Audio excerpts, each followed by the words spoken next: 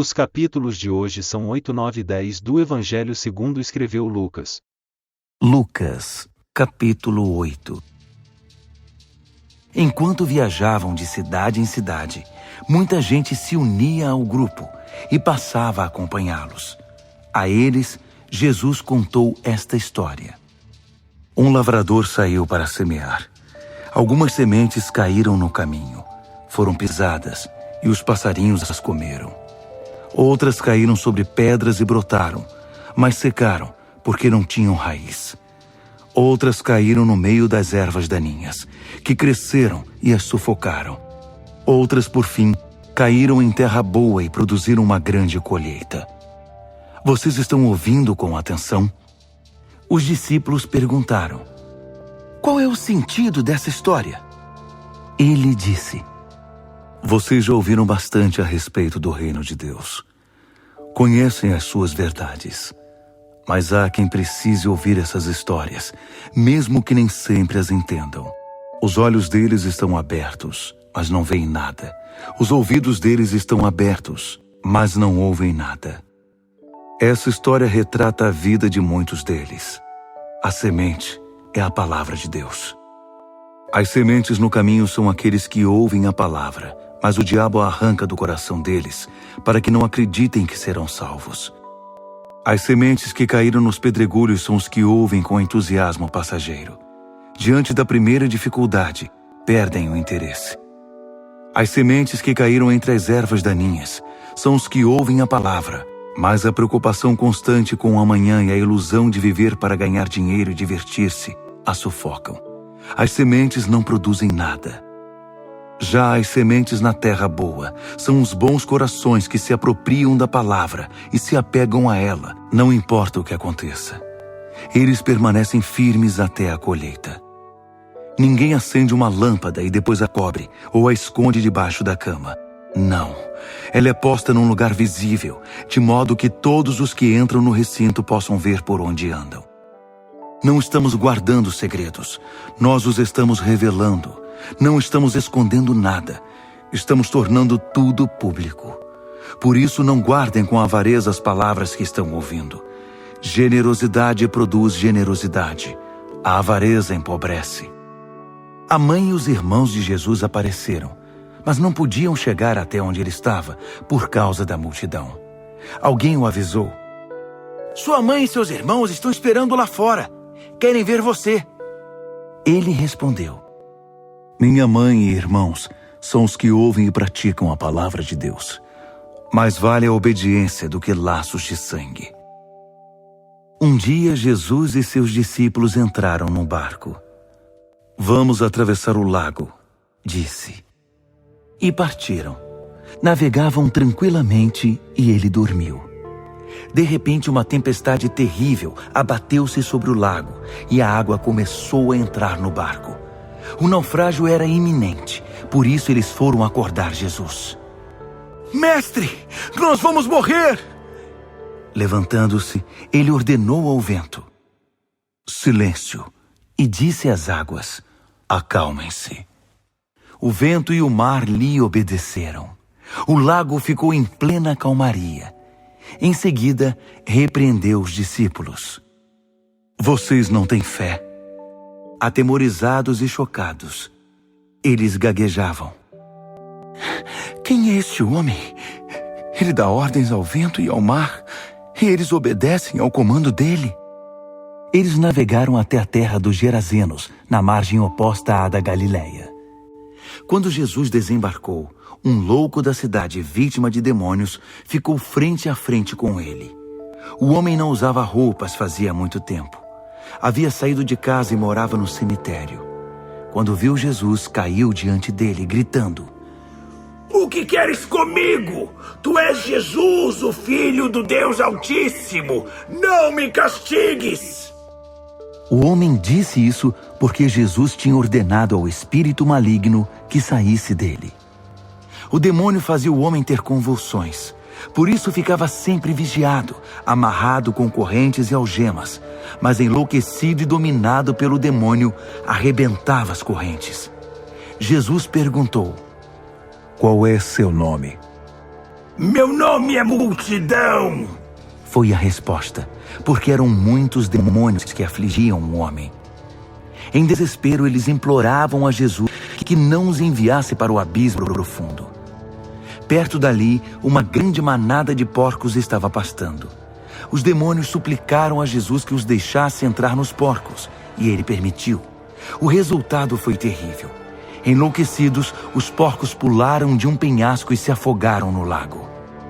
Aterrorizados, os que cuidavam dos porcos saíram em disparada e contaram tudo o que viram na cidade e por toda a região. O povo foi conferir de perto a situação. Encontraram um homem de quem os demônios haviam saído assentado aos pés de Jesus, usando roupas decentes e em perfeito juízo. A cena era sublime, e por um instante os moradores tiveram mais reverência que curiosidade. Algumas testemunhas do fato contaram a eles como ocorrera a libertação do endemoniado. Entretanto, mais tarde, muitos moradores da região se ajuntaram e pediram a Jesus que saísse logo dali, porque estavam apavorados. Jesus entrou no barco e foi embora. O homem que havia sido liberto dos demônios pediu para ir com ele, mas Jesus o enviou de volta, aconselhando: vá para casa e conte o que Deus fez por você. Então ele voltou e anunciou por toda a cidade o que Jesus fizera por ele. Quando voltava, Jesus foi recebido por uma multidão. Todos estavam à espera dele. Um dos líderes da sinagoga, chamado Jairo, aproximou-se. Prostrado aos pés de Jesus, implorou que ele fosse à sua casa, porque sua filha de 12 anos de idade, sua única filha, estava morrendo. Jesus foi com ele, abrindo caminho através da multidão que o empurrava e apertava. Naquele dia, estava no meio da multidão uma mulher que havia 12 anos sofria de hemorragia. Ela tinha gastado todo o seu dinheiro com médicos, mas nenhum deles fora capaz de ajudá-la. Ela esgueirou-se por trás de Jesus e tocou na borda de sua roupa. Na mesma hora, a hemorragia parou. Então Jesus perguntou: quem me tocou? Ele insistiu: alguém me tocou. Senti poder saindo de mim. Percebendo que não podia mais esconder nada, ela se ajoelhou trêmula diante dele. Contou sua história ao povo e deu testemunho de que havia ficado boa no exato instante em que o tocara. Jesus lhe disse: filha, você se arriscou por causa da sua fé, e agora está curada. Tenha uma vida abençoada. Enquanto ele ainda falava, chegou alguém da casa do líder da sinagoga e informou: sua filha morreu. Não precisa mais incomodar o mestre. Mas Jesus afirmou: não fique preocupado. Apenas confie em mim, e tudo ficará bem. Quando chegou à casa do líder da sinagoga, só permitiu que entrassem com ele no quarto Pedro, João, Tiago e os pais da criança. Todos estavam chorando e lamentando sobre a menina. Não chorem, ela não morreu. Está dormindo, garantiu Jesus. Mas riram dele, porque sabiam que ela estava morta. Em seguida, Jesus tomou-a pela mão e disse: levante-se. No mesmo instante, ela voltou à vida, levantou-se e respirou de novo. Jesus aconselhou aos pais que dessem a ela algo para comer. Eles estavam assombrados, mas Jesus pediu segredo: não digam a ninguém o que aconteceu aqui. Lucas, capítulo 9. Jesus convocou os 12 e deu a eles autoridade e poder sobre os demônios e as doenças.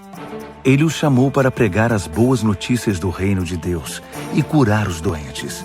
E os aconselhou: não pensem que precisarão de muito equipamento para cumprir a missão. Sejam simples. Vocês são o equipamento. Nada de hospedagem de luxo. Hospedem-se num lugar simples e contentem-se com isso. Se não forem bem recebidos, deixem a cidade. Não façam cena. É hora de dar de ombros e continuar o caminho. Assim eles partiram. Viajaram de cidade em cidade anunciando as últimas notícias da parte de Deus. a mensagem e curando pessoas por onde passavam. Quando tomou conhecimento desses fatos, o rei Herodes não sabia o que pensar. Alguns diziam que João havia voltado dos mortos, outros que Elias estava de volta, outros ainda que algum profeta dos tempos antigos havia reaparecido. Herodes estava confuso. Eu matei João e o decapitei? Quem é esse de quem tanto falam? Curioso, procurava uma oportunidade para ver Jesus em ação. Os apóstolos voltaram e deram um relatório do que fizeram. Jesus levou-os para outro lugar, perto da cidade de Betsaida, mas o povo descobriu e foi logo atrás deles. Jesus recebeu todos com bondade, ensinou-lhes mais algumas coisas a respeito do reino de Deus e curou os que precisavam de cura. Estava quase anoitecendo e os 12 disseram a Jesus: Estamos no meio do nada. Despede a multidão para que eles possam ir às fazendas e às cidades ao redor, procurar um lugar para dormir e algo para comer. Vocês vão dar comida a eles, Jesus disse. Eles reagiram.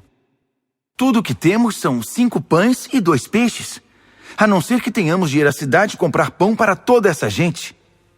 Havia mais de 5.000 pessoas ali. Jesus insistiu e orientou seus discípulos. Mandem que se assentem em grupos de 50. Eles obedeceram, e logo todos estavam acomodados.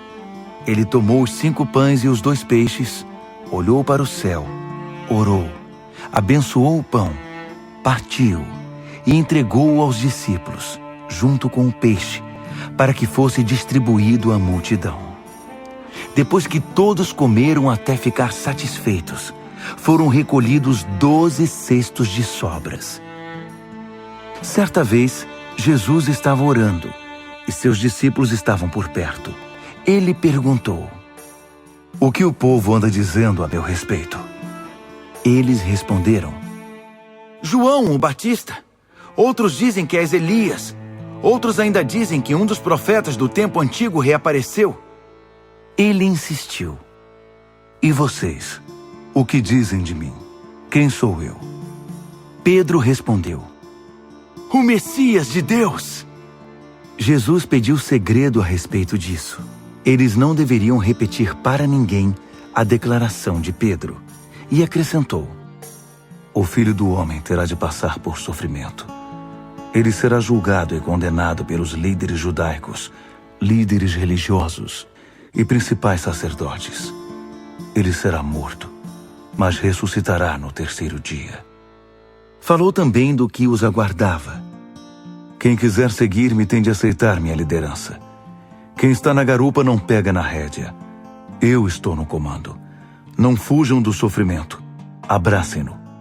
Sigam-me e mostrarei a vocês como agir. Autoajuda não é ajuda de jeito nenhum. O autossacrifício é o caminho, o meu caminho, para que vocês descubram sua verdadeira identidade. Qual é a vantagem de conquistar tudo o que se deseja, mas perder a si mesmo? Se algum de vocês tiver vergonha de mim e do caminho pelo qual os conduzo, o Filho do Homem irá envergonhar-se de vocês quando voltar em sua glória com o Pai e os santos anjos.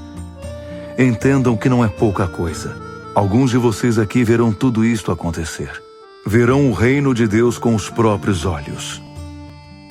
Cerca de 8 dias depois, Jesus subiu a um monte para orar e levou consigo Pedro, João e Tiago. Enquanto orava, a aparência de seu rosto mudou e suas roupas ficaram brancas a ponto de ofuscar a vista. 2 homens apareceram para conversar com ele. Eram Moisés e Elias. Que aparição gloriosa!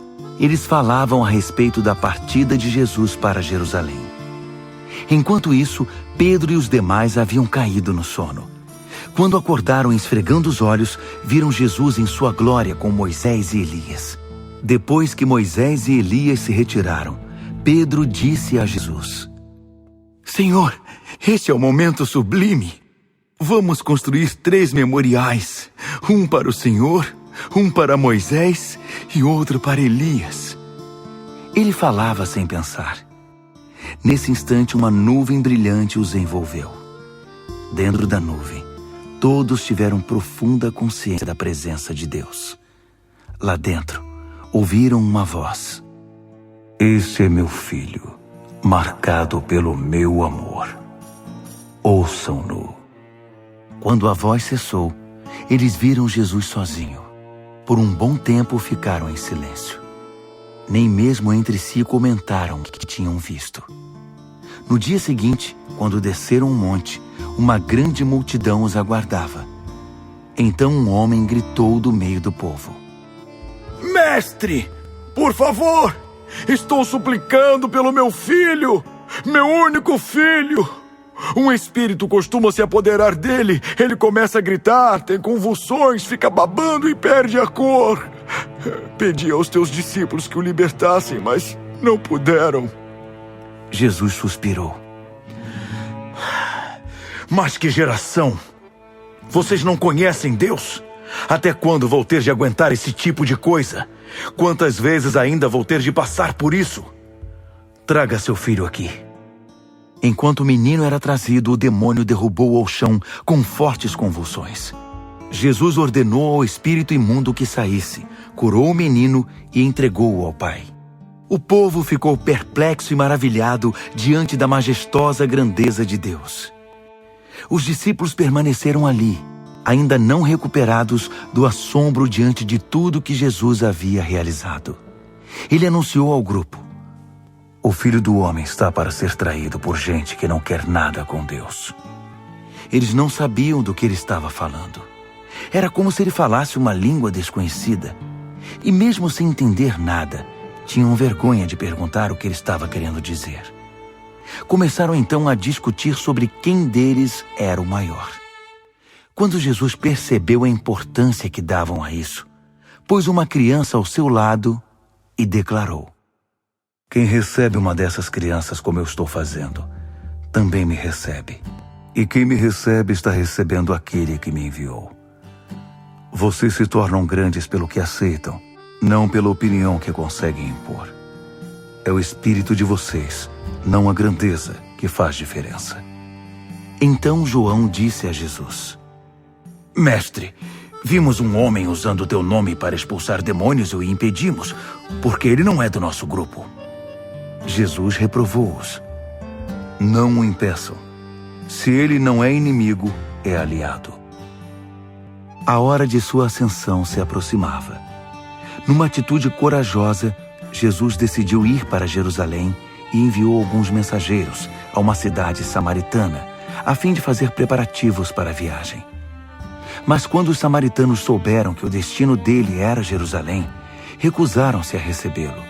Quando ficaram sabendo disso, Tiago e João disseram: "Mestre, o senhor quer que invoquemos um raio do céu para acabar com eles?"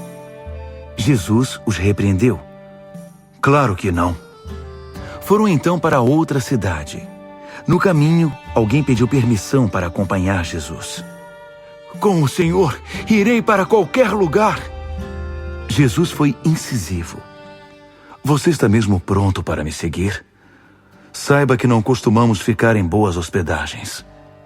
Jesus disse a outro homem: "Siga-me." Ele respondeu: "Tudo bem, só que preciso de alguns dias. Tenho de acertar a questão do sepultamento do meu pai." Jesus afirmou: "As coisas mais importantes primeiro. A prioridade é a vida, não a morte. A vida é urgente. Anuncie o reino de Deus." Outro declarou: "Estou pronto para seguir o Senhor, mestre, mas antes preciso acertar as coisas lá em casa." Jesus reagiu: "Sem adiamentos. Nada de olhar para trás. Ninguém pode deixar o reino de Deus para amanhã. A oportunidade é para hoje." Lucas, capítulo 10. Depois disso, o Senhor selecionou 70 discípulos e enviou-os em duplas a todas as cidades e lugares que pretendia visitar, destacando a seriedade da tarefa. Uma colheita tão grande e tão poucos trabalhadores. Portanto, de joelhos, peçam ao Deus da colheita que envie trabalhadores. Podem ir, mas sejam cautelosos. O trabalho é perigoso. Vocês serão como cordeiros no meio de lobos. Levem pouca coisa, o mínimo necessário. Nada de bagagem extra. Não percam tempo. Evitem conversas longas com aqueles que encontrarem pelo caminho. Quando entrarem numa casa, cumprimentem a família com paz. Se a saudação for recebida, é um bom lugar para ficar. Se não for recebida, peguem-na de volta e saiam. Não forcem nenhuma situação.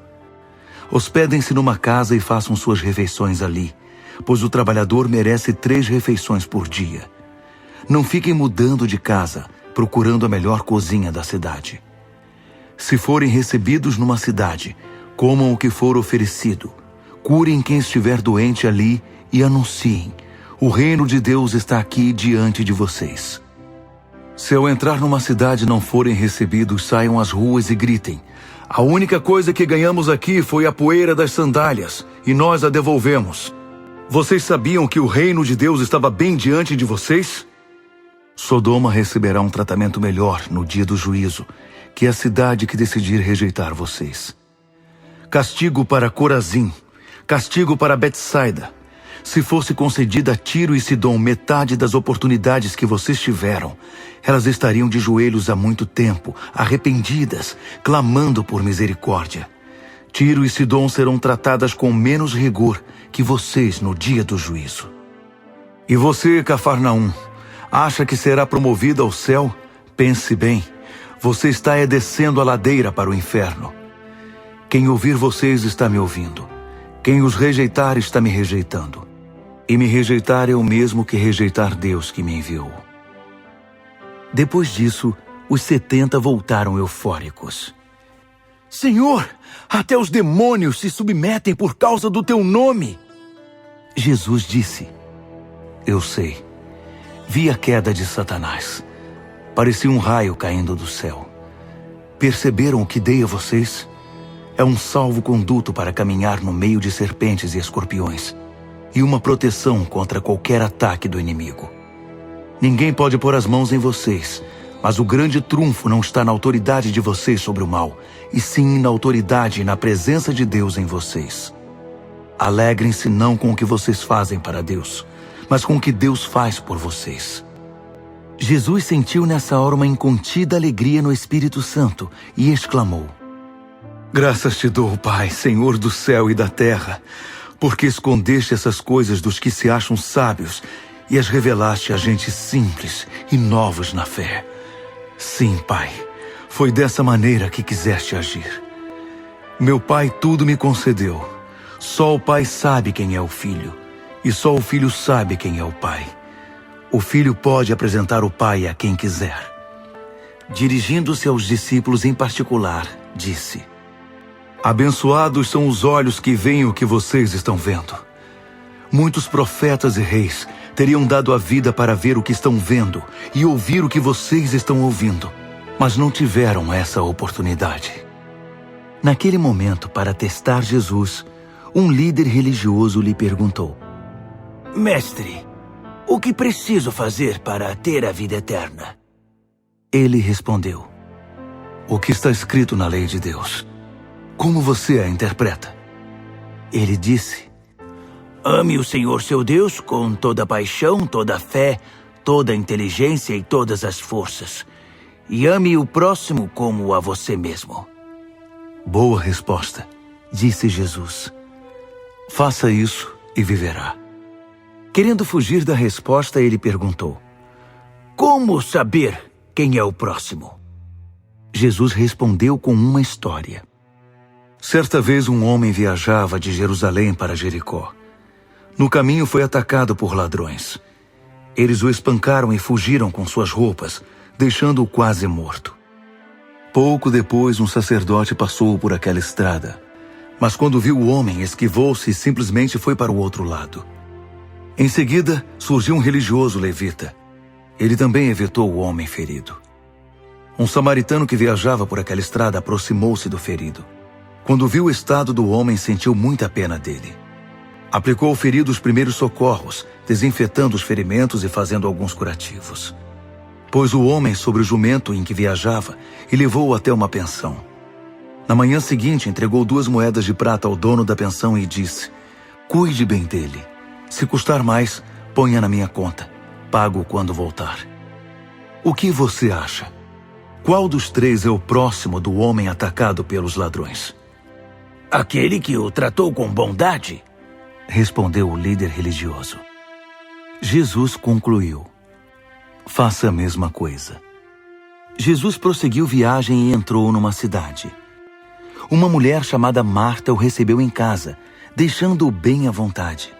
Era irmã de Maria, que se assentou aos pés do mestre e ouviu atenta a tudo o que ele dizia, enquanto Marta estava ocupada com os afazeres na cozinha. Algum tempo depois, ela os interrompeu. Mestre, o senhor não se incomoda em saber que minha irmã deixou todo o trabalho da cozinha para mim? Mande-a me ajudar. Ele respondeu: minha querida Marta, você está fazendo tempestade em copo d'água. Está se preocupando à toa. Só uma coisa importa, e Maria a escolheu. É o prato principal. Não vou tirar isso dela.